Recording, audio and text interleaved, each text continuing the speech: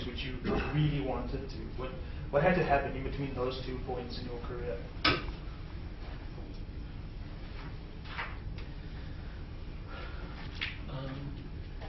Once again, maybe once I say this, and it's getting boring, because in one sense, it hasn't been as hard as it could have been because of the people that I ended up with. And I need to mention two other people in addition to my supervisor. My supervisor in doctoral work was a woman called Cheryl Bottritter. In addition to her, the 2 other women, white women, Tammy Schaeffer and Anna Streber. Now I get to the University of the Western Cape, I find these women there, right? And during tea, we start discussing, interest. I say, of course I'm interested in that. And this becomes a group where I have where I wake up in the middle of the night, I write something and say, this one paper I'm going to follow up. I'm going to follow up if I get the time. And I say, I have a hypothesis, here it is. They say, no, somebody wrote about that. And just say something different. So you see, that nurturing space where I can be wrong, and they say, but Bratelli, that's boring. That's really boring. Do something else. And it gets to cultivate my, just going a little bit further than repeating. So it has been easier in that sense. So I remember the first paper I wrote was in a departmental journal. It was called Writing Black Men, and it took Fanon, who was one of my traditions, my whatever you want to call it, and Biko, and few other writers. I said, how are they writing about this? That's the first paper, so it's not a credit at all. I picked up and I said, I want to write about this, rewriting. Immediately, a month later, I get a call. I get a call from putatively the leading writer in masculinity, men in South Africa, the historian Robert Morel from University. Do you want to write a piece in Agenda? I say, yeah, because I came across this piece. I said, of course I want to write. I had something I wanted to say. I wanted to write about Eric Miemi, who was an actor at that time, and Cosmo magazine. And he also, he accepts it. It's in a more public forum, and then he does another book. From that moment, so in one sense I'm interested in race, but my other interest, which is now my dominant interest, which is masculinity, in addition to race and sexuality, is picked up, and from then on, it hasn't become easier, but in fact it's become a terrible thing with me, because I just got a rejection from a journal. How dare they?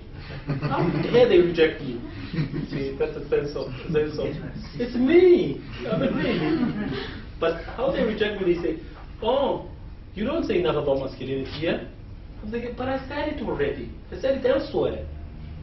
So something has happened, and it's always a nice thing to be rejected, because you say, okay.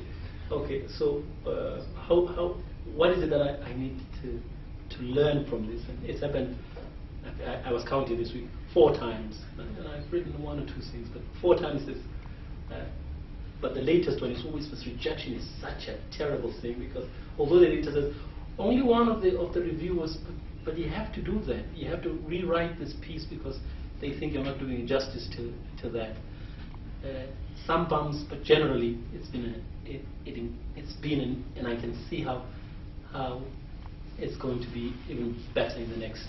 If I set out a 10-year project about what I want to write about, that there'll be bumps, but generally, most of the time, the writing is actually quite satisfying. Whether somebody likes it or not, it's a satisfying production and process for me. Just as for the sake of interest, how large has your pile of projections become over the course of your career? 4. I've written about 60 pieces, generally, about 4. 4 in total. It's not a bad. It's quite a good score. It's not a bad. It's not a bad. In your work with black masculinity, I'm not sure whether you engage. Do you engage with people in that community? Do you engage with black males in your research on black masculinity?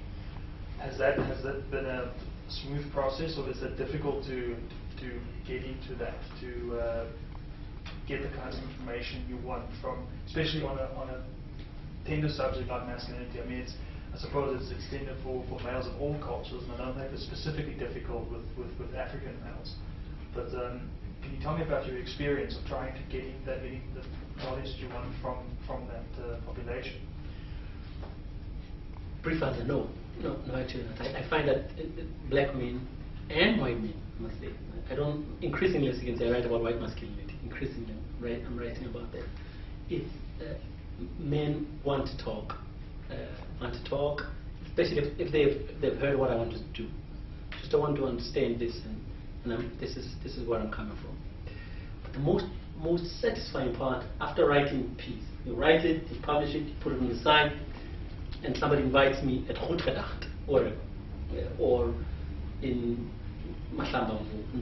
I go there and I meet a group of men just sitting there, or the police or the traffic officers, and I tell them about what this thing called hegemonic masculinity means, and this other masculinities. Of course, they shoot questions at me. You don't understand. What if the woman does this? What if you come home and all of this? But I'm saying, okay, let me talk about this. This is the most satisfying, because you see that your theoretical moves are just not making sense to these people's lives. And the great thing, then you get back and you do some more interviews. Right now I'm doing interviews with young colored men on love. It's proving to be a nice piece of work about what love means to them. But the point about it, so not sex as much as love. It's like, so they like talking about that, and then I take their words. When you're turning material into data, it's a different thing. But when I go back to them, if somebody Mitchell's Play invites me, and I say, well, here's what young colored men say about love. And then they color me in the crowd would say this. I'm looking forward to this. No, you don't understand anything. This person doesn't know what they're talking about. And they give me their stories. So how about us talking later? And they keep on, I'm like Paul Record, and I just keep on having this data that I'm going to get, and I have now. In the last 3 years, we've had 3 sets of big qualitative data. We have on fatherhood, we're doing one on love, we did one on fashion, in fact we did one on violence the last 4 years. So it's next year we do love and money again, because I think this love thing is it's an interesting stuff. And I find it quite interesting. Is your interest in love and sexuality purely academic, or do you have a personal interest as well? A friend of mine says, the honest people, the way I mentioned, says, no, you study stuff that trouble you in your life. And I think it's probably they trouble. And I said this, so why can't people, when you were young, I mean, I'm talking about 16, 15, why can't these women see that I'm a nice person? I'm a nice person. I mean, they can invite me home, but no, nobody wants to invite me home. So have you got some answers to why you weren't successful when you were 15 or 16? Or are you still looking for answers? 1 or 2. I've gotten 1 or 2 answers. But generally it's still true. I keep on saying this, that I know 1 or 2 things about feminism. But about women, it's a different matter altogether. So I can tell you about gender. But about women, real life women, oh, you don't. Okay, at this stage, what I'd like to do, since we have about 15 minutes left of the session, is I'd like to open it up to everyone present here. If there's anyone who has a question or a comment or something that they would like to bring towards Kafana. Hi. No, I just want to say you are nice. You made me think that by that time I was 21, just turning 22. I did my honors in psychology in 1998, University of the Western Cape, and you were a lecturer there, but obviously you were giving your research or something to the master student. And when I look at you now, all I remembered was I was not interested in what you were writing. I just said, wow, he's a sexy guy.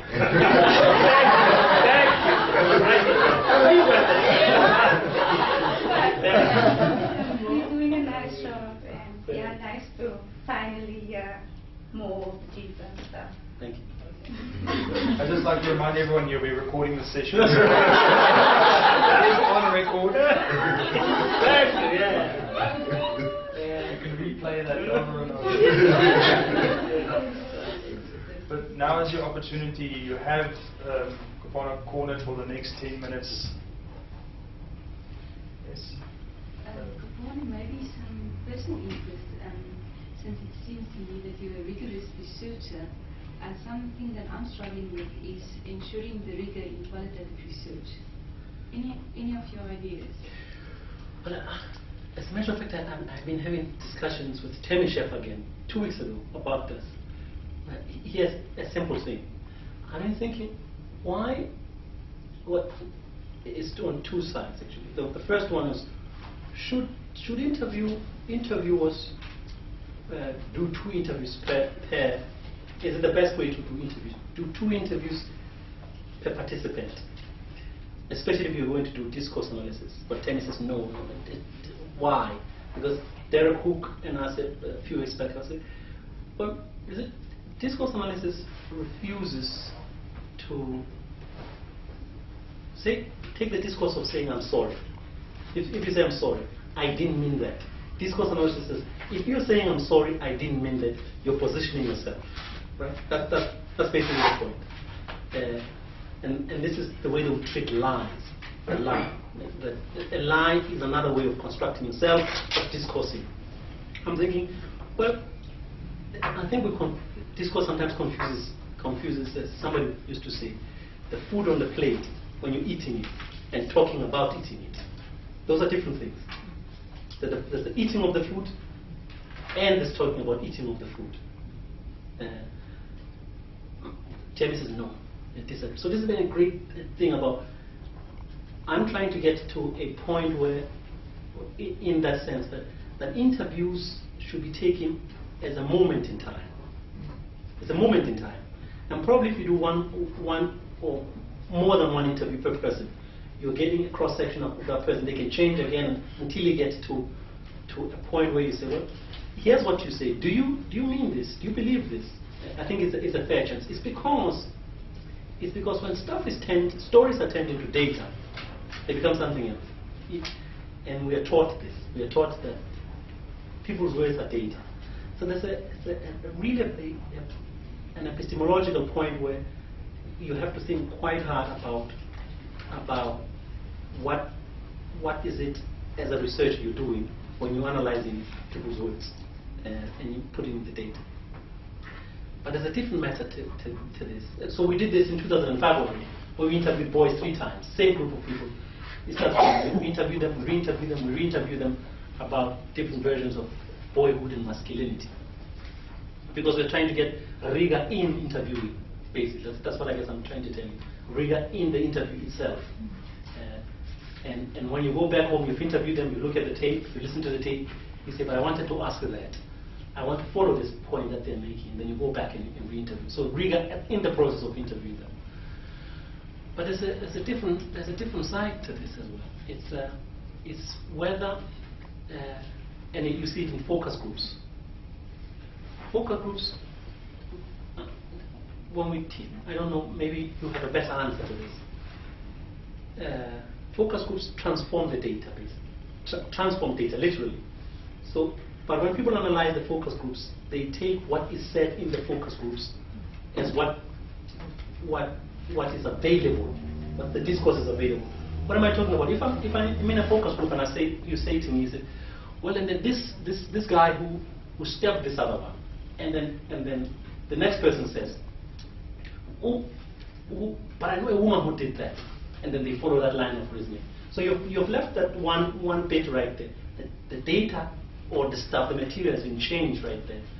And to be more rigorous, I think you want to re-interview them because they move from one point to another, because the focus group itself, the interaction, transform what you get from the qualitative data. So the point about it is the analysis has to be pay attention to this dynamic of the focus group, but people don't do that in one sense. They're focusing on what generally comes out of focus groups. And I think if you teach that, the focus groups and interview themselves transform the data because of what is happening. So you have to do that.